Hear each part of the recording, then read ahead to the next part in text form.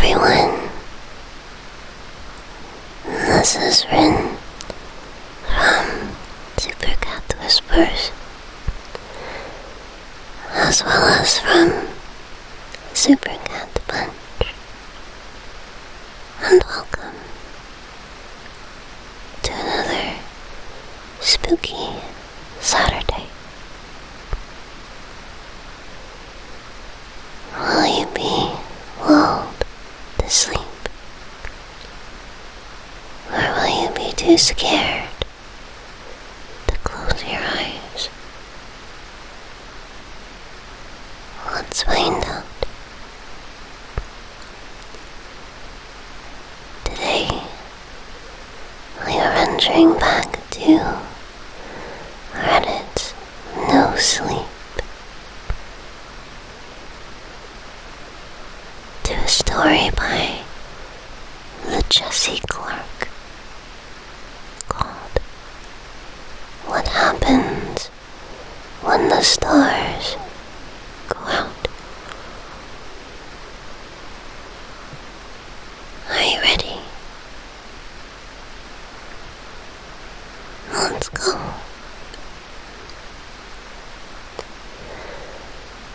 The red lights are only making the pain worse. It is an immense, earth-shattering pain in my midsection and in my head. I tried to move, but I can't. I tried to speak, but I can't do that either. It hurts too much, and my voice obeys me no more than do my joints, or my muscles, or my bones, or my mind. And yet, there is still movement. I can feel myself being lifted up and placed on something. A bed, maybe, or no, a gurney. All right, one of the EMTs says, and several others then roll me into the back of the ambulance and climb in behind me.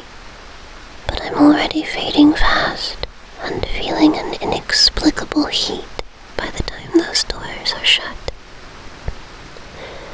One EMT, a blonde woman, shoots me a curious little look just as I'm slipping away and says aloud, Wait, I think I know. We're made of that stuff, right? I turned around. There was a woman there, red-haired and about my age, give or take, and she was alarmingly beautiful. But how long she'd been staring at the exhibit alongside me, I had no idea. I'm sorry? I said, you know we're made of that stuff, right? She nodded at the museum wall, which depicted in detail the births and life cycle and deaths of stars. I pursed my lips. We're made of stars. Yep, isn't it awesome? She stepped up beside me and moved her arm across the diaphragm as she spoke. I just watched a documentary about it last night. Stars are just fusion factories held together by their own gravity. They start off fusing hydrogen to helium, and then they just keep going on, fusing heavier stuff and heavier elements until they're fusing the heaviest stuff. Then they exhaust their fuel and collapse under their own weight, and they blow off their outer layers and pretty much shower the galaxy with all these random elements, some of which are eventually used to create life. Huh. Yeah, I'm Robin, by the way. She extended her hand, and I shook it. Hey, Brian, nice to meet you. There was an awkward pause before I said, Alright, I got one for you. If you replaced the sun with a black hole, what would happen? Depends on its mass. Nope. The answer is, drum roll, please, nothing. I mean, everything would get dark and cold, but we wouldn't fall in. Earth's orbit would remain entirely unaffected. If the black hole had the same mass as the sun. What? What you said would only be true if the black hole in question happened to have the same mass as the sun, which it wouldn't, because the sun is not massive enough to collapse into a black hole.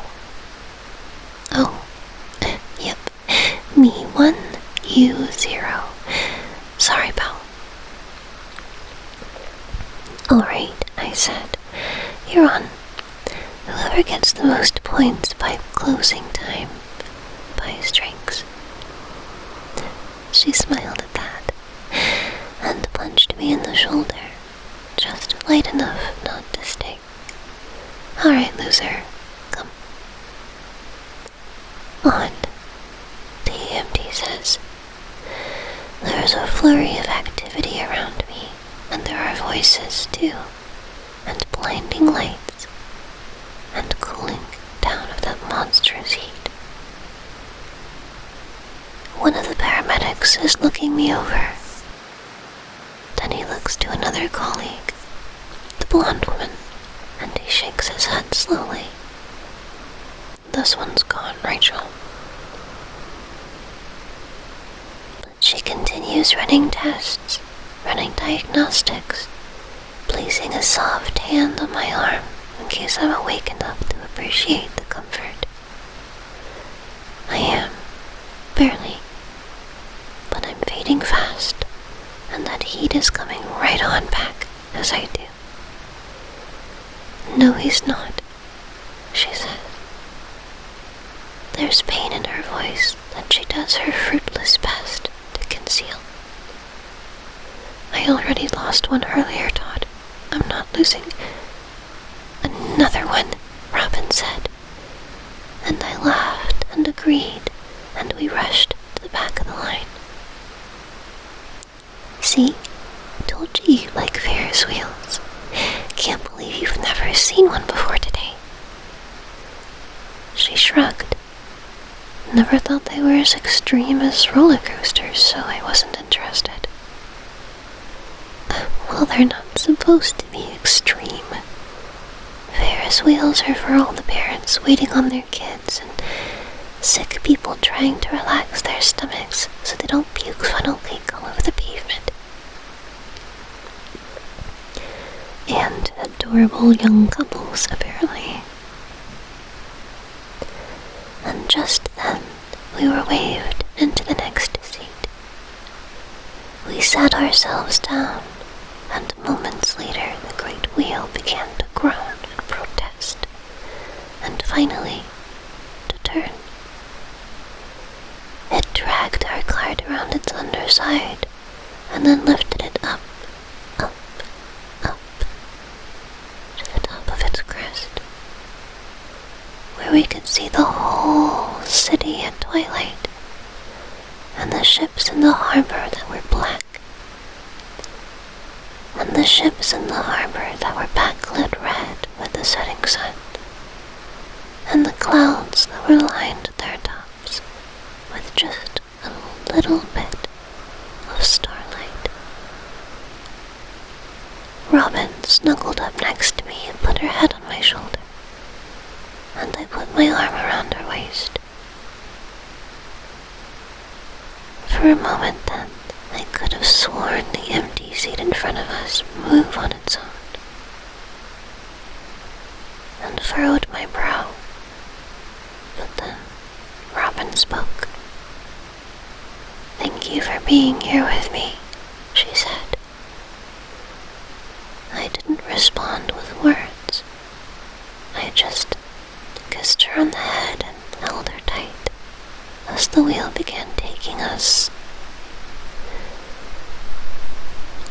the 1800th block of Gartersdale, one of the EMTs says.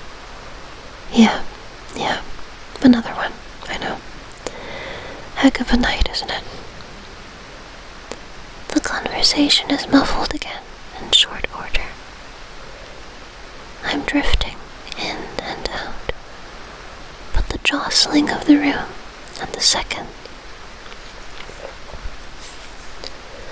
But the jostling of the room and the sound of the engine tell me we're still in the ambulance. The other paramedics, for their part, continue running tests and checking my vitals as they work. I try to remember what's happened. But it hurts. Oh, does it hurt? Almost as much as that rushing heat. And the effort is further disrupted when the ambulance hits a bump in the road and I nearly spill out of my curtain. But Rachel puts her steadying hand on my chest and says, "Hang in there, Brian. We're almost there."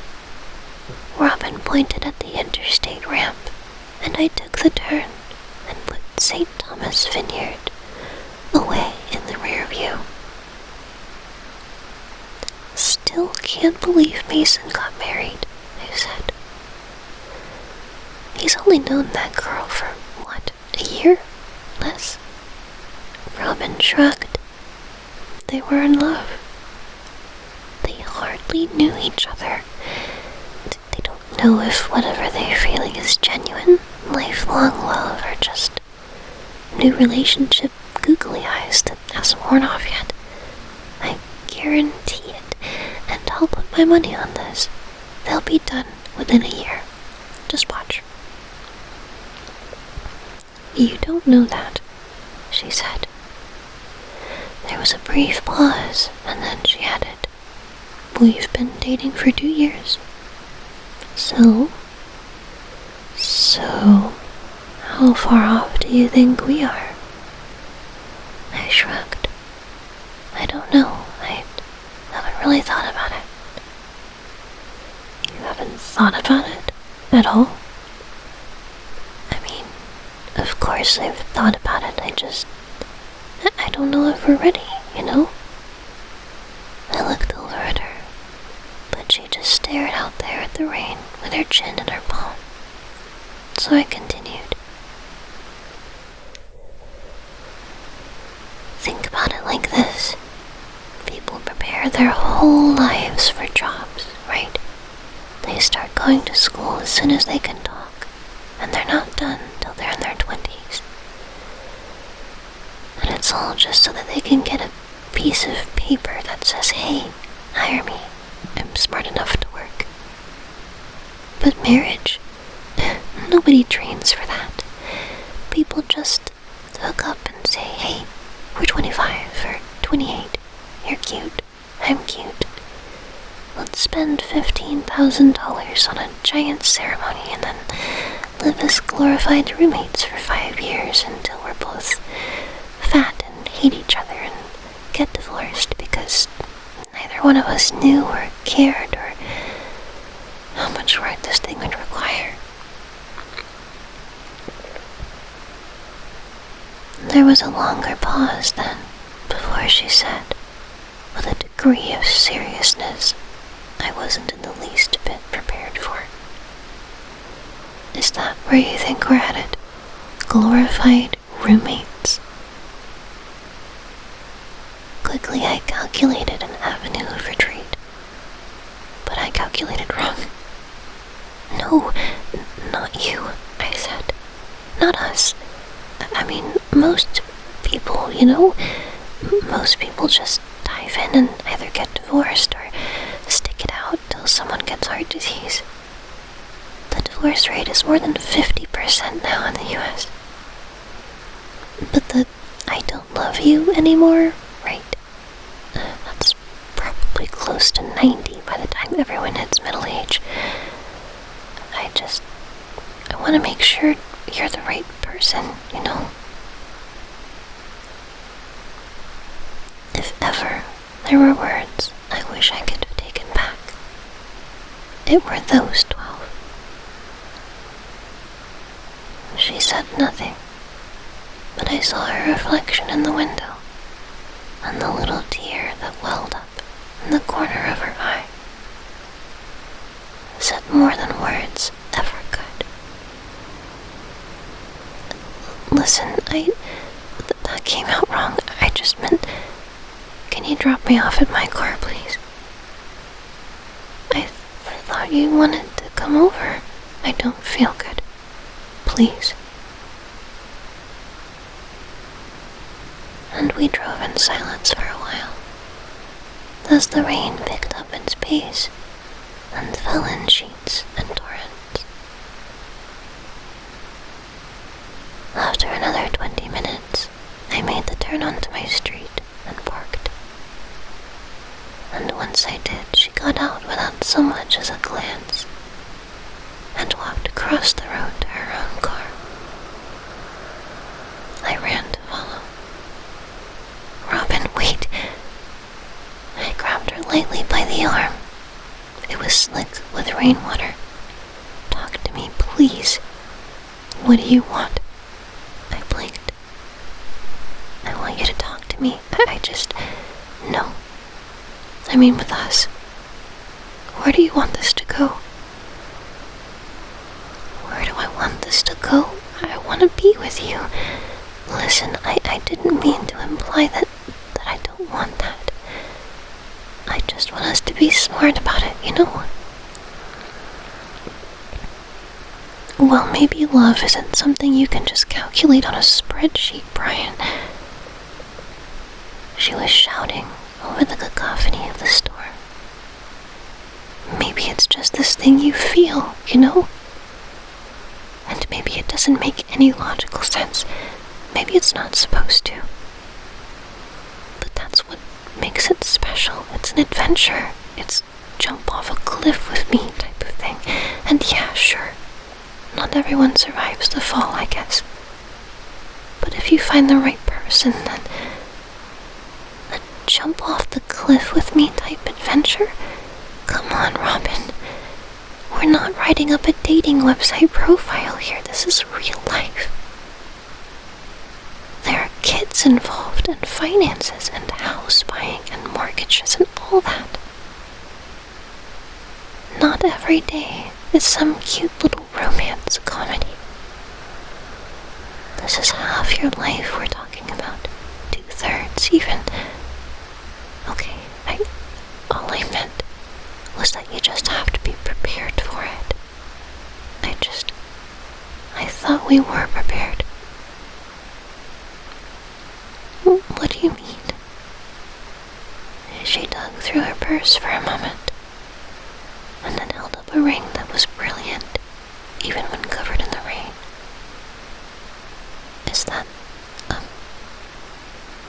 It was my mom's, she said. She gave it to me before she died. She said, find your partner in crime, Robin. Find someone who will sweep you off your feet and jump off a cliff with you. There was a pause before she added, and at the same time she said, I thought I knew exactly who that person was.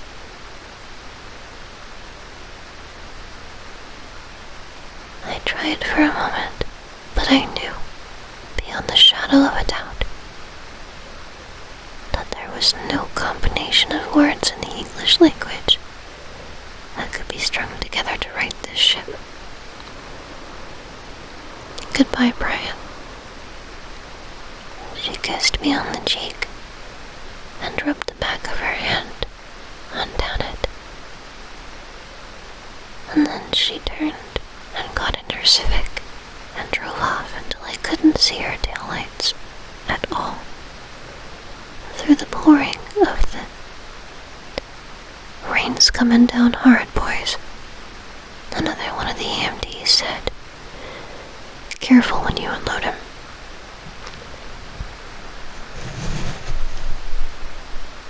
There were grunts of acknowledgement, and then the back of the ambulance flew open, and the sound of the storm utterly exploded into it. I felt the rush of wind and the pain pelting my skin in sheets, and together they helped a bit with the oncoming heat that I still couldn't place. And then I felt movement. The gurney dipped and hit pavement while the paramedics held me down. And then there were shouts and lights and running feet, and then the hospital door. "Open!" I shouted. The man behind the counter shot me a look, but I shouted it again, over the rainfall and through the glass. I said, "Are you open?" And then he pointed at the sign saying the opposite and went back to reading. But I wasn't taking no for an answer. I dug out my wallet and pulled a 20 from the fold and slapped it flat against the glass.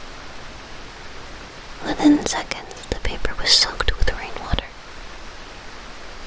But it got his attention and he rolled his eyes, and the door clicked and whirred and slid open.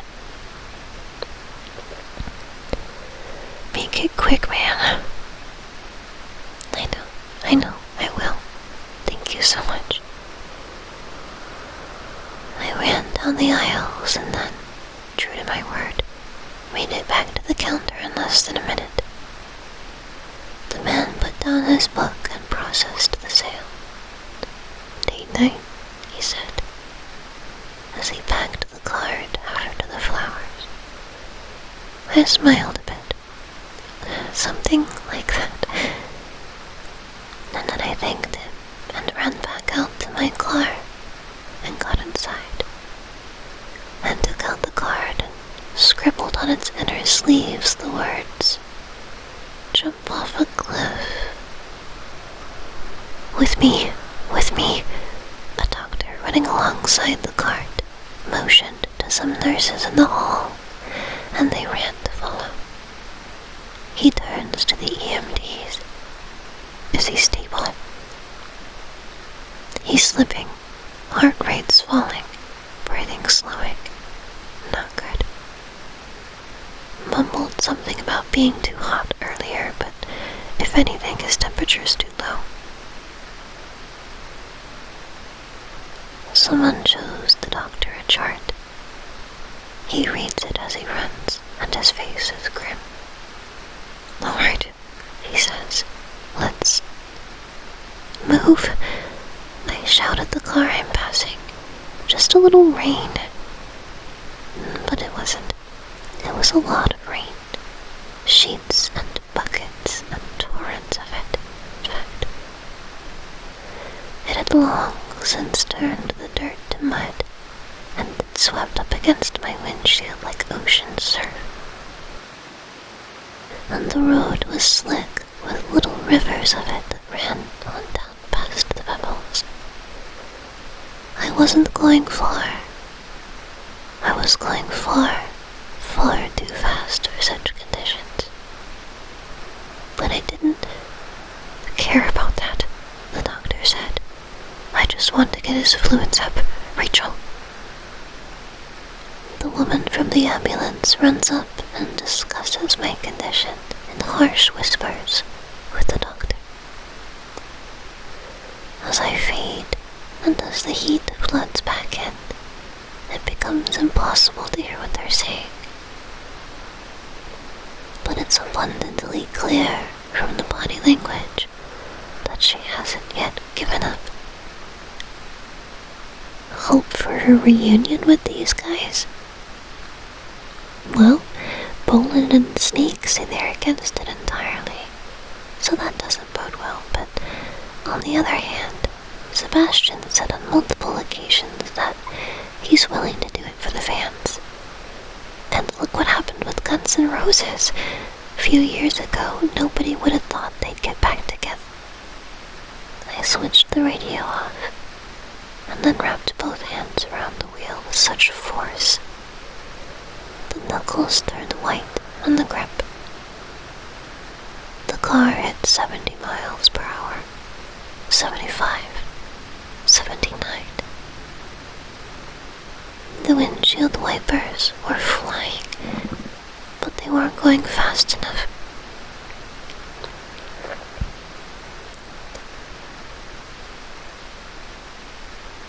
I slammed my foot on the brakes as the lights of activity in the road came in out of nowhere from the rain.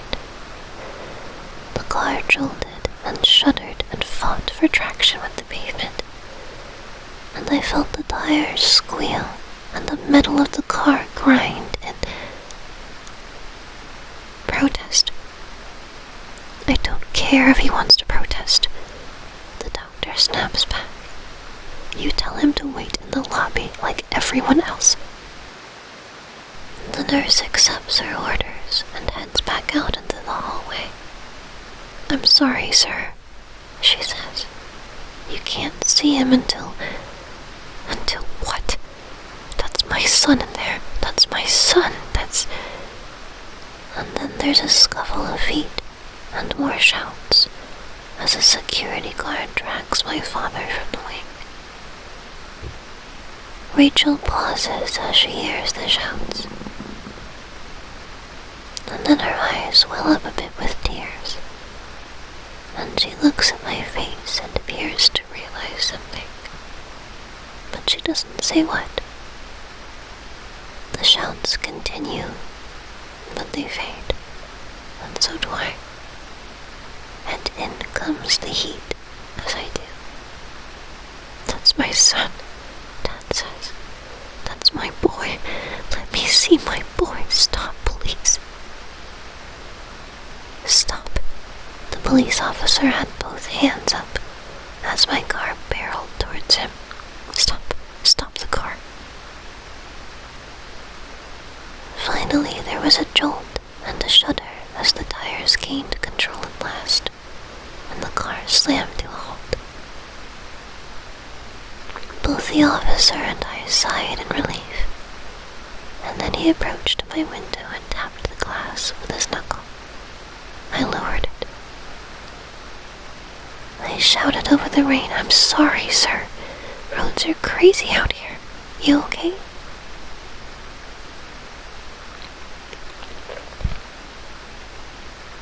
He ignored the question.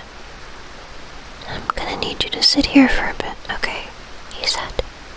Just until the accident's cleared up. Accident?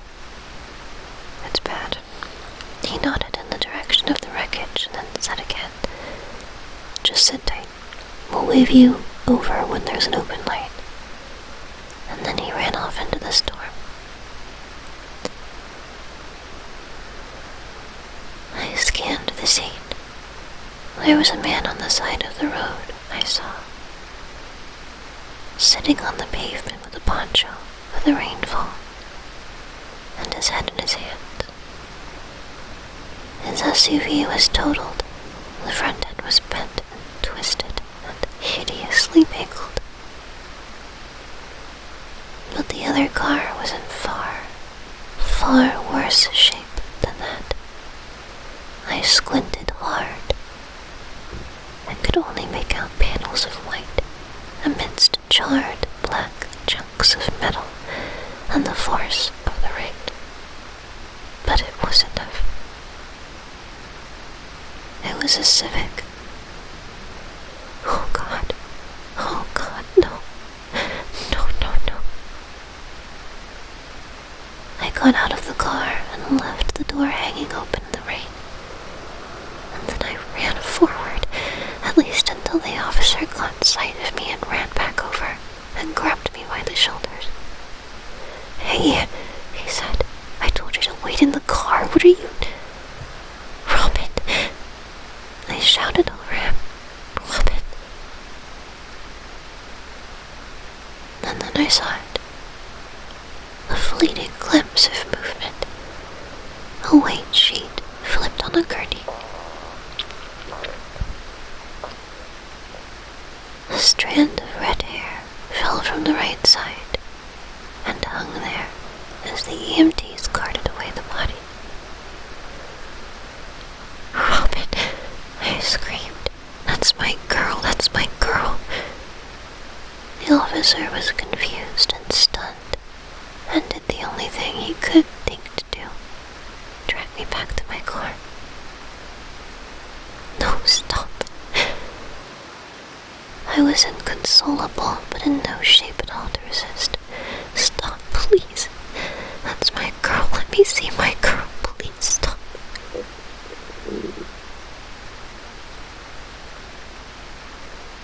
One of the EMTs, covered in blood from the waist up, turned to look at the spectacle.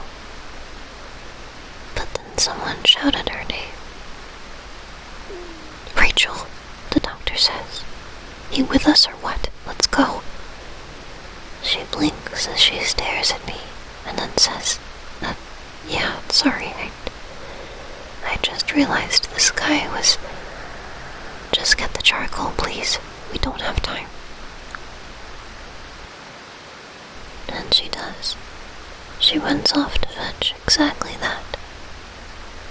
And then I feel a hideously invasive sensation. A tube is being placed in my nose, and then I feel it falling down into my throat. I'm too weak to gag, but I somehow manage to clench my fist. A nurse sees the movement, and he holds me down to steady me. "Whoa, whoa. Whoa, whoa, whoa, you okay, man?" My roommate stumbled back as I threw open the door. I charged past him. "You're coming in hot," he said again. "You good, bro?" But I ignored him. I went to the bathroom, and I leaned up against the sink for a long moment. And I grabbed my temples, and set my jaw, and sobbed without a sound. Aching, racking, heavy sobs. I heard a knock. "Hey man," he said. "You good, dude? Anything I can, get for you, or..." "I'm fine," I managed. It wasn't convincing in the slightest, but I didn't care. I opened up my phone. There was a text from Robin there from this morning. It read, "I love you." And they were all at once the most beautiful and the most painful words I'd ever read. "I love you. I love you too. I'm coming. Hang on, baby, I'm coming." Then I blacked out and found my dad in the contact list and typed, "I love you, Dad." Moments later, I got a response. "I love you too, son. You okay?" But I ignored it. And then I threw open the cupboard, and I grabbed an old bottle of pills, the nurse said. Swallowed the whole thing. Lucky his roommate called it in when he did. But the doctor is incredulous. "Well, that remains to be seen now, doesn't it?" Then he turns to the door, and then she pushes it open with her elbow before he finishes. I got it.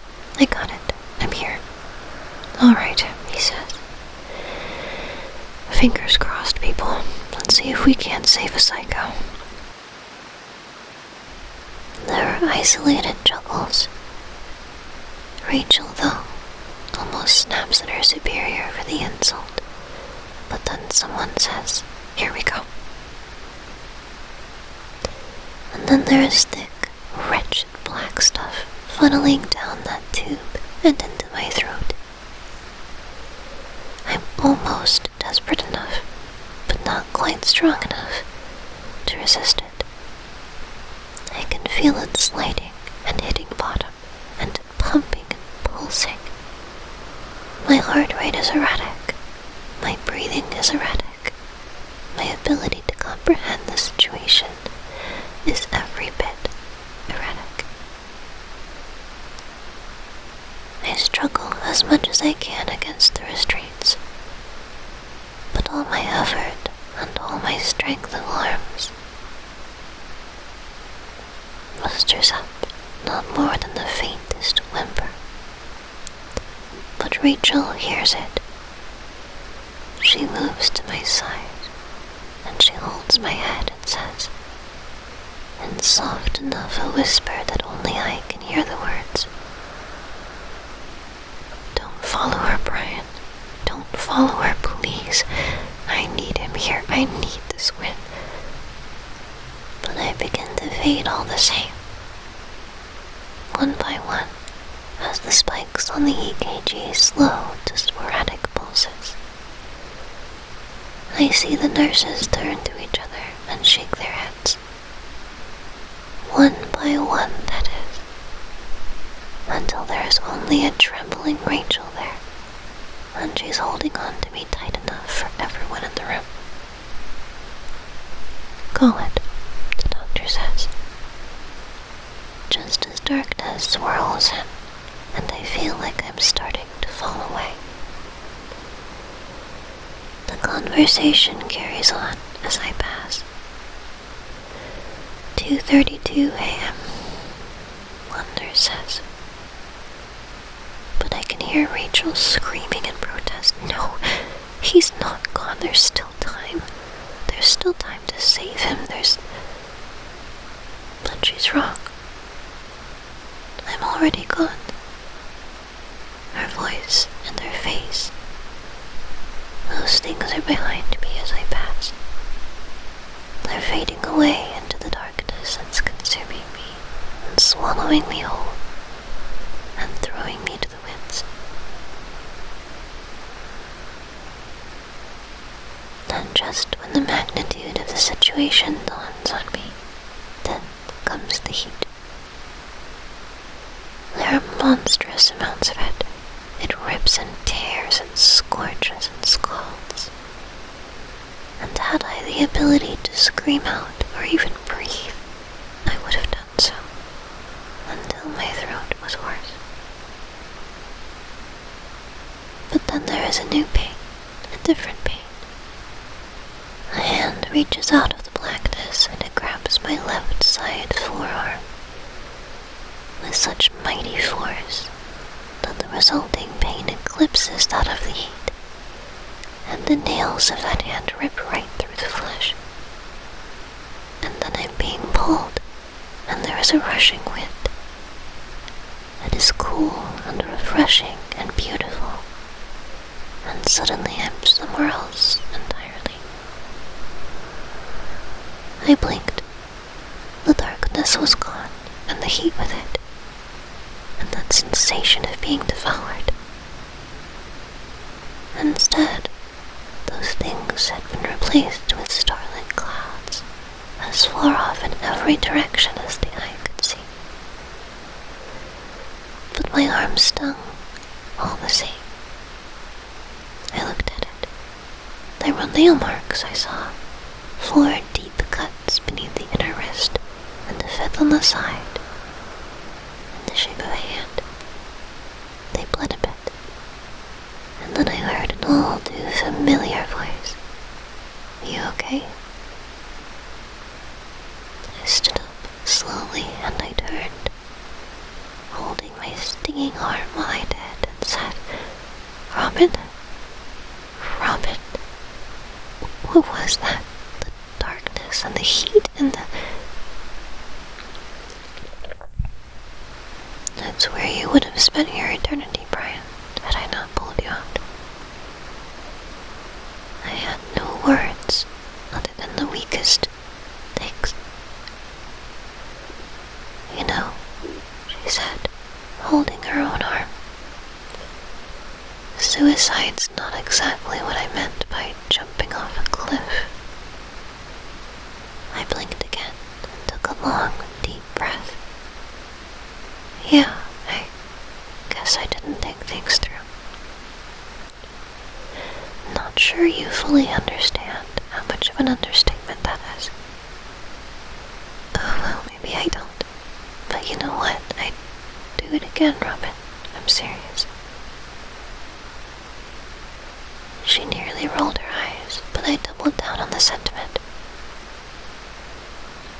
I said, out there on the street, I'm sorry. I mean it, I'm sorry. You were right. Love isn't about taxes or headaches or just tolerating each other until we're 70. It's like your mom said. It's about sweeping your girl off her feet. It's about jumping over cliffs with someone and not knowing where you'll land and not caring as long as you get there together. And if this is where we land, wherever this is, I'm okay with that. And I leaned in for a kiss. But she stopped me with her hand before it landed, and I opened my eyes. I can tell you've been working on that speech for a while, she said.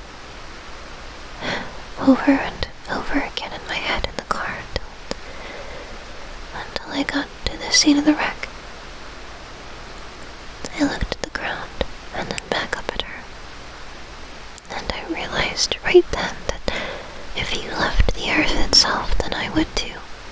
So here I was wrong too. She cut me off.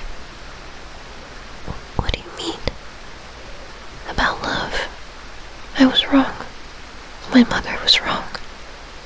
It's not just about things you see in rom-coms and greeting cards, Brian. Again, I blinked. I know that. I know it's something you feel in your heart that defies logic and reason.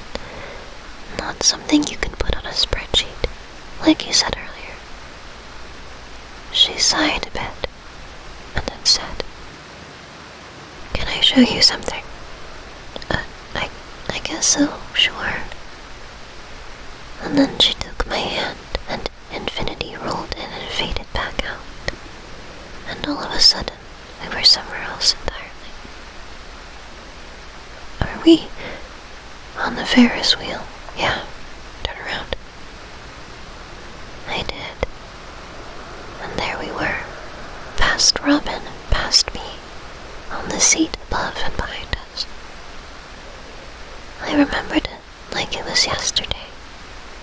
We were staring out at the whole city at twilight, and the ships in the harbor that were backlit red with the setting sun, and the clouds that were lined at their tops with just a little bit of starlight. I rustled in my seat a bit, and it moved, and past me saw it, and looked like he was about to speak. But before he did, past Robin said, "Thank you for being here with me," and got a kiss on the head. "What do you see?" Robin said. "Us, a year ago, and change. I remember that day like it was yesterday. Your mom had just died, so I took you here to get your mind off things. You did. That was the first day in months I'd felt truly safe and truly at peace. That was love. I know it was, and I still love you just as it's a kind of love," she said, cutting me off again. "And it's absolutely beautiful when it lasts. But can I show you something else?" Okay, yeah." She took my hand again, and again infinity itself rolled in and out like the tide. And then we were somewhere else. The hospital, it looked like. St. Joseph's. "What do you see here?" I looked around. Nurses running up and down the hallways. Doctors reviewing notes and talking to their patients. I don't know, a hospital?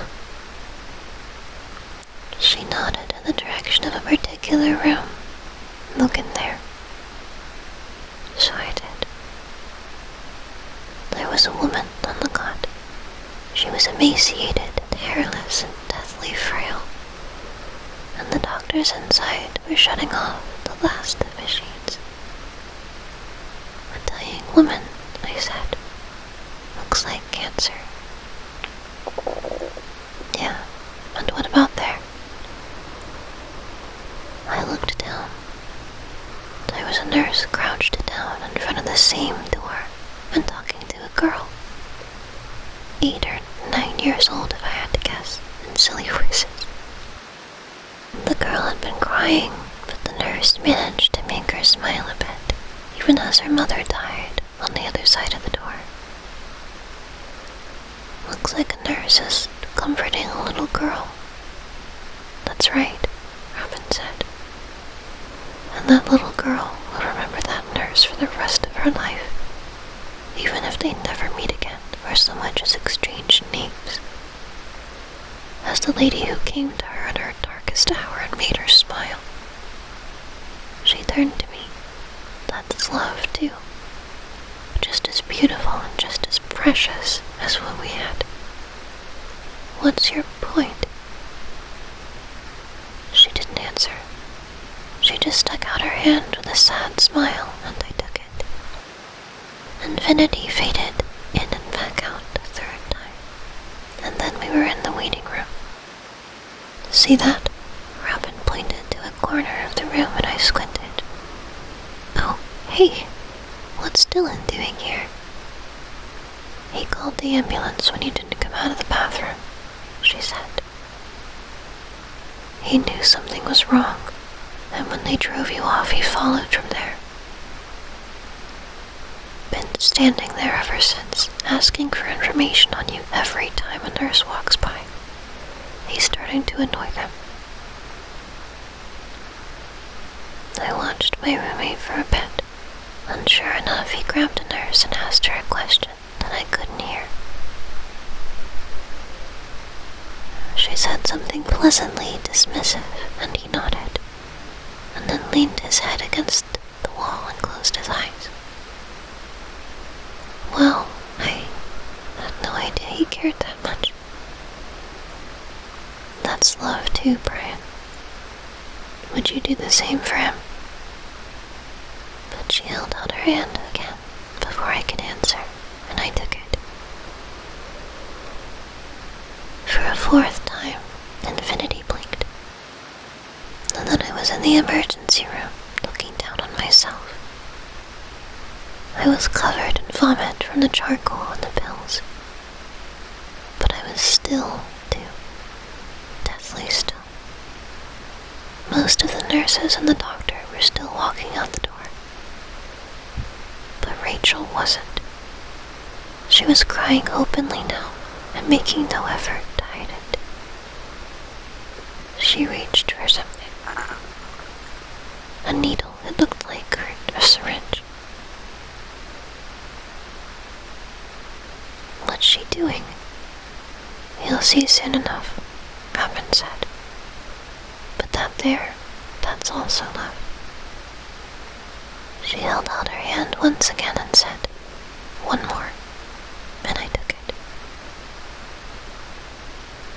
And then we were in the parking lot of the same place. The rain was coming down harder than ever. Turn around, Robin said, and I did. And then I stopped. There were no words. It was my father in his car. He was holding a Bible up to his chest with both hands. And he was crying in a way no child should ever have to see their father cry.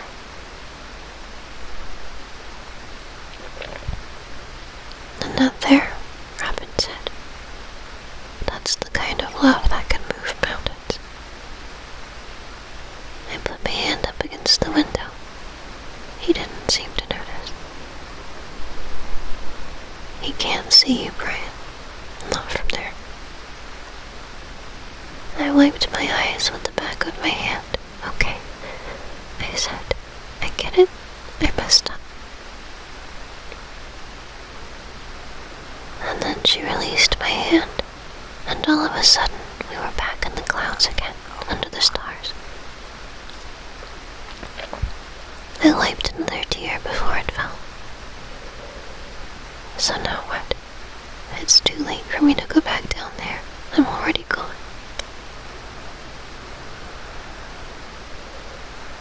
Robin took another step forward and said, "Maybe not." And she put her hand on my temple, and my eyes rolled back. And then I saw it. Rachel and I are on a beach. Our child is playing out in the surf, and the sun hits her hair just right. And for a moment, it's made of gold.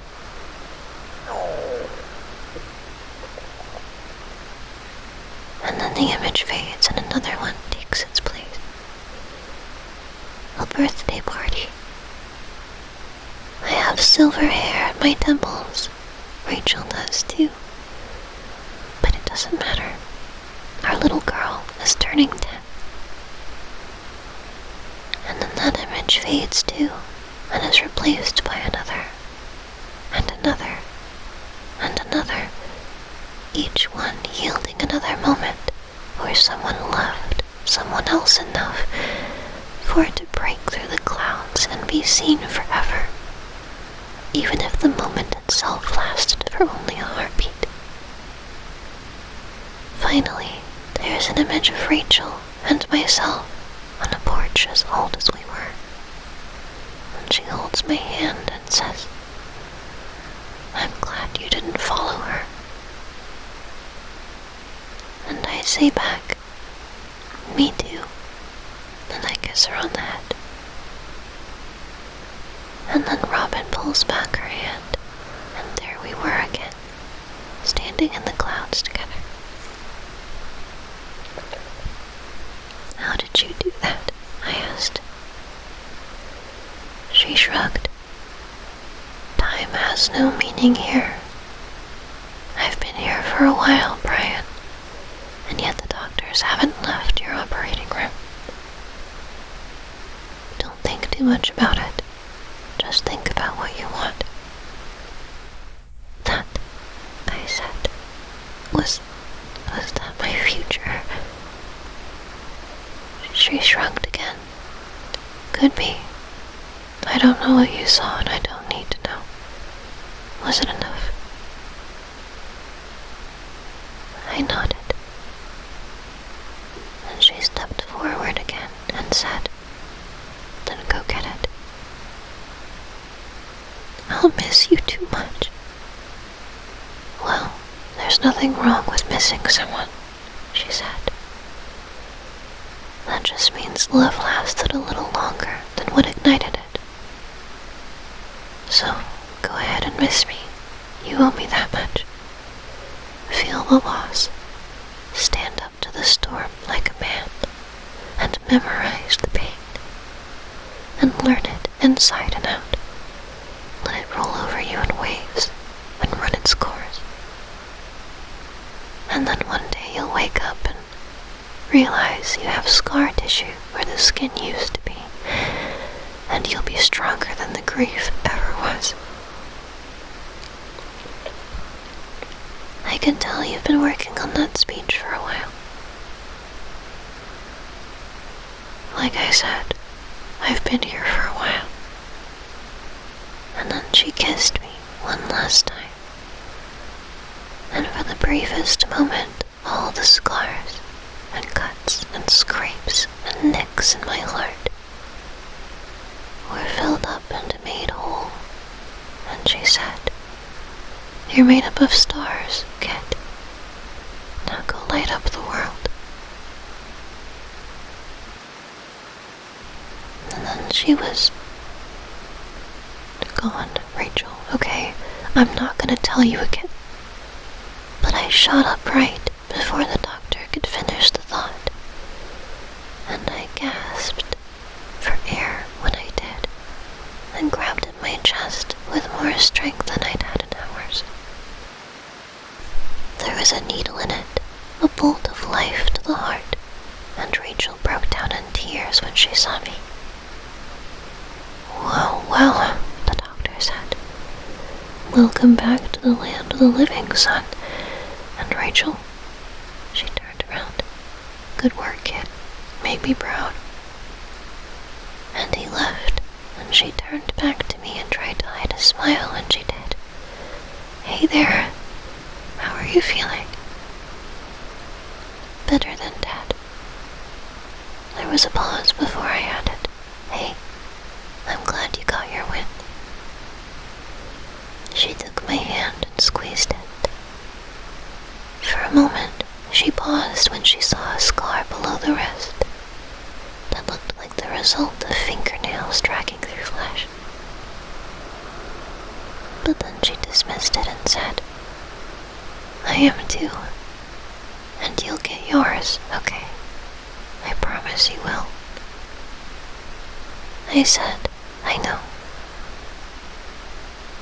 And with that, she got up and left the room to go save someone else's life. While I took out my phone and opened up the most recent text and hit reply. Am now. That was What Happens When the Stars Go Out by the Jesse Clark.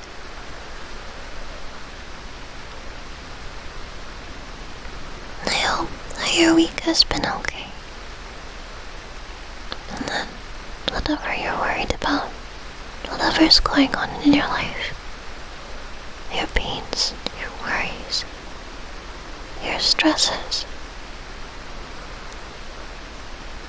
that I've made them a little better for you today.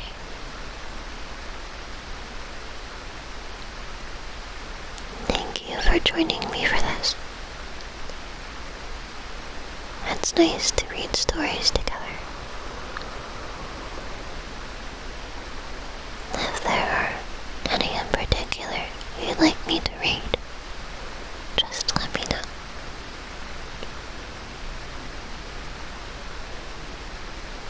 I hope you sleep well,